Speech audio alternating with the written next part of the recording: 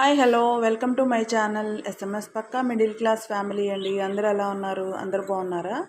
ఇది నిన్నటి వ్లాగ్ అనమాట. వ్లాగ్ అంటే చిన్న మినీ వ్లాగ్లా చేశాను. కంటిన్యూస్గా చేయడం అనేది అవ్వలేదండి, ఎందుకంటే మా పిల్లల వ్యాను 7:30 కల్లా వచ్చేస్తుంది. అందుకని పూర్తిగా అంటూ వీడియో ఏం తీయలేదు. నేను ఎంతవరకు చేయగలనో ఎంతవరకు తీయగలగనో అంతవరకే తీశాను. ఇక లేచిన వెంటనే చూసారా, ఇక్కడ పక్షులు భలే మ్యూజిక్తో మనకి అలారం లాగా అనిపిస్తుంది. ఇకపోతే జావ రెడీ అయిపోయింది. రైసు పప్పు పెట్టేస్తున్నానండి. పప్పులో పాలకూర వేస్తాను.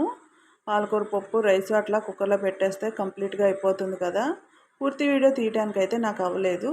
ఇక పోతే పిల్లలు స్కూల్కి వెళ్ళే టైంలో మనకి మంచి హడావుడిగా ఉంటుంది కదా.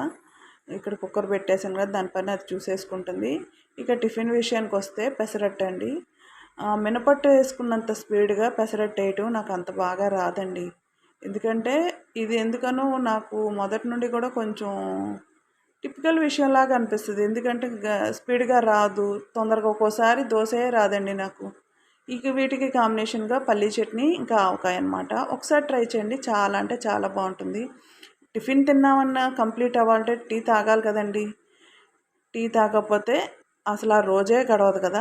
ఇకపోతే ఇక్కడ నేను స్ట్రాంగ్గా మంచిగా బెల్లం వేసి అల్లం కూడా వేసుకొని ఆ డికాషన్ మరిగించుకున్నాక చూడండి ఉంటుంది.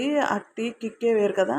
నిజంగా అండి, నాకు చాలా అంటే చాలా ఇష్టం. ఇట్లా టీ పెట్టుకొని మంచి స్ట్రాంగ్గా పెట్టుకొని తాగిన ఒక్కసారైనా మంచి సాటిస్ఫాక్షన్గా తాగాలనేదే నా కాన్సెప్ట్. అందుకని మంచి స్ట్రాంగ్గా పెట్టుకొని ఇట్లా తాగుతానమాట. నేను ఒక్కదాన్నే కాదు, మా ఫ్యామిలీ మెంబర్స్ కూడా ఇస్తాను.